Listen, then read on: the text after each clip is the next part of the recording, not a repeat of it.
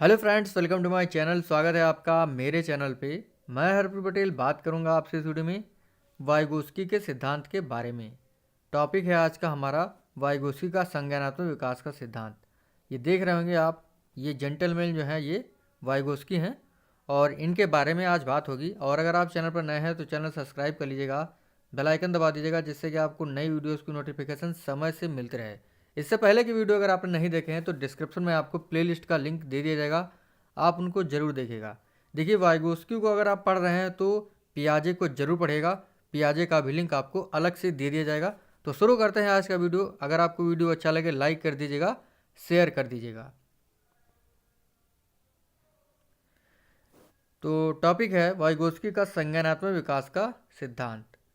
ये वाइगोस्की महोदय हैं, ये रूस के रहने वाले थे, रूसी मनोवैज्ञानिक थे। इनका जन्म जो है 1896 को हुआ था और इनकी मृत्यु जो है ये हुई थी 1934 में।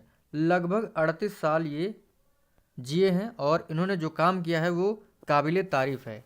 और इनका सिद्धांत जो है ये सोशल कल्चरल डेवलपमेंट थ्योरी भी कहलाता है, क्योंकि ये कहते हैं कि जो बच्चा होता है वो समाज और संस्कृति से सीखता है। इसी वजह से इनका जो सिद्धांत है वो सोशल कल्चरल डेवलपमेंट थ्योरी भी कहलाता है।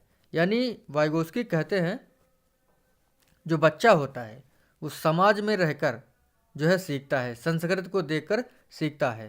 ठीक है, जैसा समाज में होगा बच्चा वैसा सीखेगा। उन्होंने कहा है बालक समाज में अन्योन्य क्रिया करके सीखता है, यानी बालक जो है वो अन्योन्य क्रिया करके सीखता है समाज में। ठीक है, इस चीज़ को आप लोग समझ गए होंगे कि वाइगोस्की का जो सिद्धांत है ये सोशियो कल्चरल डेवलपमेंट थ्योरी कहलाता है। ये कहते हैं कि पहले जो है क्या होती है, अधिगम होता है, बाद में विकास होता है। यानी ये कहते हैं कि बच्चा पहले जो है अधिगम करता है, फिर विकास होता है उसका। लेकिन जो पियाजे महोदय हैं वो इसका उल्टा बताते हैं। वो बताते हैं कि पहले क्या होता है, पहले विकास होता है, फिर जो है अधिगम होता है। जो वाइगोस्की महोदय हैं वो बताते हैं कि जो सीखने की प्रोसेस है वो लगातार चलती रहती है। ठीक है, लेकिन पियाजे महोदय बताते हैं कि जो सीखने की प्रोसेस है वो एक समय के बाद रुक जाती है। ठीक है, इस चीज़ को आप लोग ध्यान रखिएगा। आगे बढ़ते हैं, देखते हैं हम लोग और क्या बातें हैं। इन्होंने संज्ञानात्मक विकास में कुछ कारक जो हैं वो उत्तरदायी बताए हैं। यानी बच्चे के संज्ञानात्मक विकास के लिए बहुत ही महत्वपूर्ण कारक हैं समाज, संस्कृत, भाषा और विचार और अंतरीकरण। ठीक है, तो इनको देखते हैं। देखिए, मैंने पहले ही बताया है इनका जो सिद्धांत है वो सोशल कल्चरल डेवलपमेंट थ्योरी कहलाता है। तो इनके सिद्धांत में सबसे ज़्यादा महत्व दिया गया है समाज और संस्कृति को। लेकिन जो हमारे पियाजे महोदय हैं उन्होंने जैविक परिपक्वता को जो है सबसे ज़्यादा महत्व दिया है। तो ये कहते हैं समाज और संस्कृति जो है ये बच्चे के विकास में काफ़ी सहयोग देती है। ठीक है, क्योंकि आपने देखा होगा जो बच्चा जन्म लेता है उसके बाद जो है अपनी फैमिली में आता है, यानी माता पिता पेरेंट अपने जो भी उसके गार्जियन हैं उनसे मिलता है। उसके बाद जो है समाज के बाहर यानी अपनी फैमिली के बाहर जाकर समाज में जो है वो मिलता है और काफ़ी लोगों से मिलकर बहुत सी बातों को सीखता है, संस्कृत को देखकर सीखता है। तो इसीलिए समाज और संस्कृत जो है बच्चे के संज्ञानात्मक विकास में काफ़ी सहायक होती है। जबकि पियाजे महोदय कहते हैं कि जो बच्चा होता है वो इंडिविजुअली सीखता है, यानी व्यक्तिगत अकेला सीखता है। ठीक है, इसी वजह से उन्होंने पियाजे महोदय ने कहते हैं कि बच्चे जो होते हैं वो नन्हे साइंटिस्ट होते हैं। ठीक है, लेकिन जो वाइगोस्की हैं वो कहते हैं बच्चा जो होता है वो समाज और संस्कृत के माध्यम से सीखता है। आगे लिखा हुआ है भाषा और विचार। वाइगोस्की महोदय कहते हैं भाषा और विचार जब बच्चा जन्म लेता है तो उसमें स्वतंत्र होते हैं, यानी भाषा अलग होती है और विचार अलग होता है। ठीक है, लेकिन कुछ समय के बाद जो है जब उसमें अंतः स्पीच यानी अंतःवाक इनर स्पीच जो है जब विकसित हो जाता है तो भाषा और विचार जो है आपस में मिल जाते हैं। देखिए, भाषा की अभिव्यक्ति के लिए जो है वाइगोस्की ने दो प्रकार के स्पीच बताए थे। एक था इनर स्पीच यानी अंतःवाक, एक था सोशल स्पीच यानी सामाजिक वाक। ठीक है, तो एग्जाम में कभी कभी पूछ लेता है कि इनर स्पीच जो है, इनर स्पीच की बात किसने की है, तो ये बात की है वाइगोस्की ने। तो भाषा और विचार जो हैं ये स्वतंत्र रूप से बच्चे में आते हैं और इनर स्पीच के डेवलपमेंट पर जो है वो आपस में मिल जाते हैं। देखिए इनर स्पीच क्या होता है, इनर स्पीच और सोशल स्पीच।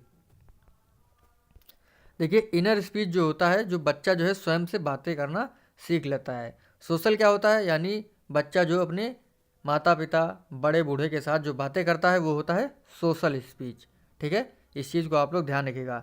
तो जब इनर स्पीच जो है बच्चे में आ जाता है, ये कब आ जाता है, ये 2.5 वर्ष की आयु में आ जाता है, यानी 2.5 साल का जब बच्चा हो जाता है उसके बाद जो है ये विकसित हो जाता है बच्चे में। तो इनर स्पीच के विकसित होने पर जो है भाषा और विचार आपस में मिल जाते हैं। अंतरीकरण क्या होता है, देखिए वाइगोस्की महोदय कहते हैं कि जो समाज है, जो समाज है, सोसाइटी है और क्या कल्चर है, ये ज्ञान से भरा पड़ा है और बच्चा जितना चाहे इससे अपने अंदर ज्ञान को भर सकता है। तो बाहर से बाहरी ज्ञान को अपने अंदर समाहित करना ये होता है अंतरीकरण, इंटरलाइजेशन। ठीक है, तो ये 4 महत्वपूर्ण कारक हैं जो वाइगोस्की बताते हैं कि ये संज्ञानात्मक विकास में काफ़ी महत्वपूर्ण योगदान देते हैं। तो अब बात होगी देखिए बहुत ही महत्वपूर्ण कारकों पर, जैसे ZPD हो गया आपका, स्कैफोल्डिंग हो गया और MKO हो गया। देखिए इनसे एग्जाम में हमेशा 1 या 2 नंबर का प्रश्न आता है। ठीक है, तो इनको आप लोग अच्छे से पढ़िएगा। लिखा हुआ है ZPD। देखिए ZPD का इंग्लिश में पूरा नाम है जोन ऑफ प्रॉक्सिमल डेवलपमेंट, समीपस्थ विकास मंडल जिसे हिंदी में कह सकते हैं, या कह सकते हैं संभावित विकास का क्षेत्र, यानी जहाँ पर विकास होने की संभावना है वो होता है जोन ऑफ प्रॉक्सिमल डेवलपमेंट। लिखा है संभावित विकास के क्षेत्र की अवधारणा वाइगोस्की के सबसे महत्वपूर्ण योगदान में से एक है।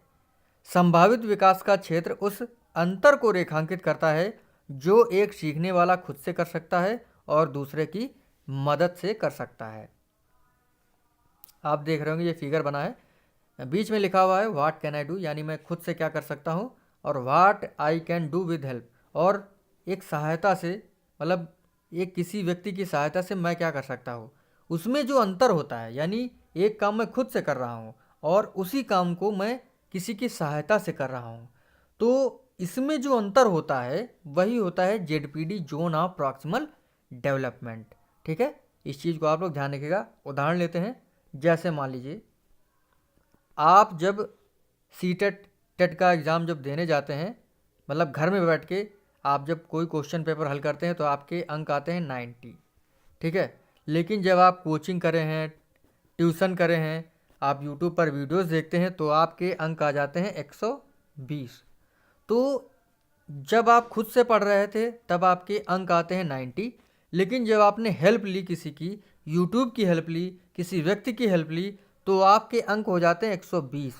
तो समीपस्थ विकास मंडल उस अंतर को दर्शाता है जिसमें आप एक काम खुद से करते हैं और उसी काम को आप किसी व्यक्ति की सहायता से करते हैं।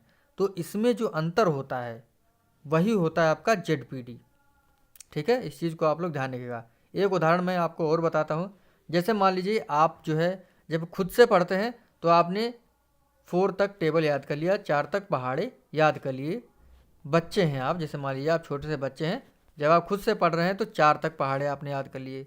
लेकिन जब आपने, आपकी मम्मी ने हेल्प की आपकी, या आपके पापा ने हेल्प की, तो आपने फटाफट 10 तक पहाड़े याद कर लिए। तो एक काम आप खुद से कर रहे हैं। ठीक है, और उसी काम में जब कोई व्यक्ति आपकी सहायता करता है तो आप उस काम को फटाफट कर ले रहे हैं और अच्छा रिजल्ट लेके आ रहे हैं। तो यही जो अंतर होता है, संभावित विकास का क्षेत्र उस अंतर को रेखांकित करता है जो एक सीखने वाला खुद से कर सकता है और दूसरे की मदद से कर सकता है। तो मतलब एक काम आप खुद से कर रहे हैं, ठीक है, तब आपका रिजल्ट कैसा आ रहा है, और वही काम आप जब दूसरे की हेल्प से कर रहे हैं तो क्या रिजल्ट आता है। तो इनके बीच में जो अंतर होता है, ये जो अंतर है वही होता है ZPD zone of proximal development. ठीक है, इस चीज़ को आप लोग ध्यान रखिएगा। आगे बढ़ते हैं और जानते हैं इसके फोल्डिंग के बारे में। देखिए इसके फोल्डिंग, देखिए इसकी फोल्डिंग ऐसी चीज़ होती है, यानी एक ऐसी सहायता होती है जो कुछ समय के लिए दी जाती है, और ये जो सहायता है ये एक योग्य व्यक्ति ही देता है। ठीक है, जैसे आप जब साइकिल चलाते हैं, जब छोटे से बच्चे होते हैं, तो आपकी हेल्प कौन करता है? आपके पापा करते हैं या आपके दादा करते हैं। लेकिन जब आप साइकिल चलाना पूर्णतया रूप से सीख जाते हैं तो ये सहायता हटा ली जाती है। ठीक है, तो इसके फोल्डिंग वह सहायता होती है जो कुछ समय के लिए दी जाती है, लेकिन जब आप उस कार्य को अच्छी तरीके से सीख लेते हैं तो वो सहायता हटा ली जाती है। तो यही होती है इसके फोल्डिंग, यानी कुछ समय के लिए दी जाने वाली सहायता इसके फोल्डिंग कहलाती है। ठीक है, इस चीज़ को आप लोग ध्यान रखिएगा। आगे बढ़ते हैं। अब जो है वो है MKO, मोर नॉलेजेबल अदर, यानी ऐसा व्यक्ति जो अधिक ज्ञान वाला है।